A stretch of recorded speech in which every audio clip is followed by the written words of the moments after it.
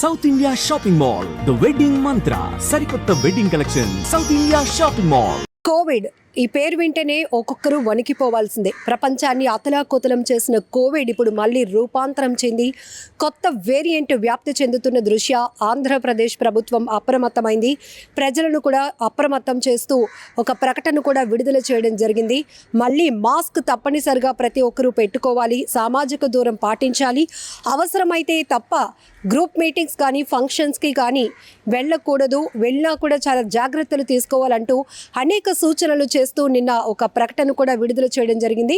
అయితే ఇప్పటికే విశాఖలో ఒక మహిళకు ఒక కోవిడ్ పాజిటివ్ నిర్ధారణ కావడంతో పాటు కడపలో 2 పాజిటివ్ కేసులు నమోదవడంతో ఏపీ సర్కార్ అయితే అప్రమత్తమైంది. దీంతోనే విశాఖలో విమ్స్ హాస్పిటల్లో 20 పడుకల కోవిడ్ వార్డును కూడా సిద్ధం చేశారు. దీనికి సంబంధించి కూడా విమ్స్ డైరెక్టర్ కె రాంబాబు గారు మాట్లాడుతూ అక్కడ ఎలాంటి అప్రమత్తతతో ఉన్నాం, ఎలాంటి సిమ్టమ్స్ ఉన్నా కూడా ఇమీడియట్గా మీరు అలర్ట్ అవ్వండి, వైద్య పరీక్షలు చేయించుకోండి అని కూడా సూచిస్తూ ఉన్నారు. సో ఇప్పటికే 20 పడకల కోవిడ్ వార్డుతో పాటు ర్యాపిడ్ కిట్స్ని, మెడిసిన్స్ని కూడా సిద్ధం చేశామని చెప్తున్నారు. ఎవరైతే ఈ కోవిడ్ లక్షణాలతో వచ్చే వాళ్ళ కోసం ట్రీట్మెంట్ చేయడానికి వైద్యులు ముందుకు రావడం కోసం వాళ్ళకి పీపీ కిట్స్ కూడా ఇప్పటికే సప్లై చేశామని చెప్తా ఉన్నారు. మరొక వైపు ర్యాపిడ్ కిట్లో ఈ లక్షణాలు ఏమైనా బయటపడితే కనుక ఇమీడియట్గా ఆర్టీపీసీఆర్ టెస్ట్ కూడా చేయాల్సి ఉంటుంది అని కూడా చెప్పారు. సో దీనికి నిర్ధారణకు సంబంధించినటువంటి ఏవైతే ప్రాసెస్ ఉంటుందో దానికి కూడా అలర్ట్ చేశామని చెప్తా ఉన్నారు. మరొక వైపు ప్రతి ఒక్కరూ జాగ్రత్తగా ఉండండి, మాస్క్ తప్పనిసరిగా ధరించండి అని చెప్తున్నారు. ఎందుకంటే మాస్క్ ప్రాపర్గా పెట్టుకోవడం వల్ల ఒకవేళ ఎవరైనా కోవిడ్ లక్షణాలతో ఉన్న వాళ్ళకి మనం దగ్గరగా వెళ్ళినా, అంటే మనకి తెలియకుండా వెళ్ళినా తెలిసి వెళ్ళినా కూడా ఇమీడియట్గా మనం ఎఫెక్ట్ అవ్వకుండా ఉంటాం. కాబట్టి ఇమీడియట్గా ప్రతి ఒక్కరూ మాస్క్ అయితే పెట్టుకోవాల్సిందే అని చెప్తున్నారు. సోషల్ డిస్టెన్స్ పాటించాలని కూడా చెప్తున్నారు. ఒక్కసారి కోవిడ్ విషయంకి వస్తే అప్పుడు ఎలా ప్రతి ఒక్కరూ అల్లాడిపోయిన పరిస్థితులు ఉన్నాయో తెలుసు. ఎవరికి వారే అన్నట్టు అయిపోయింది. బిడ్డలకి తల్లులు లేరు, తల్లులకి బిడ్డలు లేరు, కన్న తల్లిదండ్రులు కూడా దగ్గర నుంచి చూడలేనటువంటి పరిస్థితులు, భయంకరమైన సిచ్యువేషన్స్ ఆల్రెడీ మనం ఫేస్ చేస్తున్నాం. కాబట్టి ఇప్పుడు కొత్త వేరియంట్ అంటే ప్రమాద స్థాయి ఎక్కువగా లేకపోయినా మొదటి నుంచే మనం జాగ్రత్తగా ఉంటే గనక స్థాయిని తగ్గించుకోగలుగుతాము అని కూడా అధికారులు అయితే హెచ్చరిస్తూ ఉన్నారు. సో ఇప్పటికే ఆంధ్రప్రదేశ్ ప్రభుత్వం వైద్య ఆరోగ్య శాఖ ద్వారా అన్ని అప్రమత్తత చేయడమే కాకుండా ఒక ప్రకటన కూడా రిలీజ్ చేసింది. ప్రతి ఒక్కరూ వేరియంట్స్ చాలా విజృంభిస్తున్నాయి కాబట్టి ఇప్పటికే పాజిటివ్ కేసులు నిర్ధారణ అవుతున్నాయి కాబట్టి అంటే అంత ప్యానిక్ అవ్వాల్సిన అవసరం లేకపోయినా కూడా ముందుగానే అంటే ఎర్లీ స్టేజ్లోనే ప్రతి ఒక్కరూ అప్రమత్తంగా ఉండాలని కూడా సూచిస్తోంది. ప్రతి ఒక్కరూ మాస్క్ పెట్టుకోవాలి, బయటకు వెళ్ళేటప్పుడు కూడా సోషల్ డిస్టెన్స్ పాటించాలని చెప్తోంది. గ్రూపులుగా ఎక్కడ గుమికూడు ఉండదు, ఫంక్షన్స్ కానీ ఓపెన్ మీటింగ్స్ ఏమైనా ఉంటే కనుక వాటిని కూడా క్యాన్సిల్ చేసుకోవాల్సిన పరిస్థితులు వస్తున్నాయని కూడా హెచ్చరిస్తూ ఉంది. మీ అందరికీ తెలుసు ఈవెన్ మనం ఎలాంటి సిచ్యువేషన్స్ ఫేస్ చేశామో ఇప్పుడు ఈ కొత్త వేరియంట్ వల్ల అలాంటి ప్రమాదకర పరిస్థితులు రాకుండా ఉండాలంటే ముందస్తు నివారణ, ముందస్తు జాగ్రత్తల వల్లే దీన్ని కేవలం మనం నివారించగలుగుతాం. సో ప్రెసెంట్ విశాఖలో అయితే ఒక మహిళకు పాజిటివ్ నిర్ధారణ అయింది. మద్దిలపాలెం పిఠాపురం కాలనీలో ఉంటున్నటువంటి ఒక మహిళకు పాజిటివ్ రావడంతో ఆ ఫ్యామిలీ మెంబర్స్ అందరికీ కూడా ఆర్టీపీసీఆర్ టెస్ట్ చేయాలని కూడా అధికారులు ఇప్పటికే సూచించారు. ఆ మేరకు కూడా ప్రాసెస్ మూవ్ ఆన్ అవుతోంది. సో ఈ నేపథ్యంలోనే హోమ్ క్వారంటైన్ పాటించాల్సిన అవసరం ఉంటుంది ఇలాంటి లక్షణాలతో. ఇంకొకటి ప్యానిక్ అవ్వకుండా ఉండడానికి ఒక డిఫరెన్సియేషన్ కూడా ఉంది.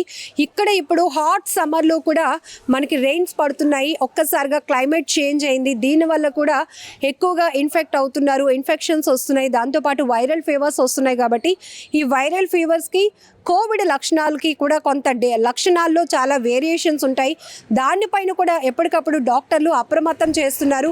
సో కోవిడ్ లక్షణాలైతే, కొత్త వేరియంట్ లక్షణాలైతే ఎలాంటి సిమ్టమ్స్ ఉంటాయి, వాళ్ళు ఎలా అప్రమత్తం అవ్వాలి, ఒకవేళ సీజనల్కి సంబంధించి వైరల్ ఫీవర్ కానీ వైరల్ ఇన్ఫెక్షన్స్ ఉంటే వాటికి సంబంధించి లక్షణాలు ఎలా ఉంటాయి అనే దానిపై కూడా వైద్య ఆరోగ్య శాఖ నుంచి వైద్యుల ద్వారా అప్రమత్తం చేస్తూ ఉన్నారు. ప్రజలకు ఒక అవేర్నెస్ కూడా కల్పించడం జరుగుతోంది. ఏదేమైనా ఒకవేళ మీరు బాగా సిక్ అయిపోతున్నారు, ఫీవర్ వచ్చి తగ్గటం లేదు, ఇంకా ఇతర లక్షణాలు కూడా ఉన్నాయి అంటే కనుక ఇమీడియట్గా కోవిడ్ టెస్ట్ చేసుకోవాలని కూడా సూచన చేస్తున్నారు. సో దీనికి సంబంధించి మనకి విశాఖలో విమ్స్లో 20 పడకల కోవిడ్ వార్డ్ కూడా సిద్ధంగా ఉంది కాబట్టి అక్కడ అన్ని రకాల ఏర్పాట్లు చేశారు. వైద్యుల్ని కూడా అలర్ట్ చేయడం జరిగింది. ఆల్ కిట్స్ కూడా, మెడిసిన్ కూడా అందుబాటులో ఇప్పటికే ఉంచామని కూడా విమ్స్ డైరెక్టర్ రాంబాబు చెప్తున్నారు.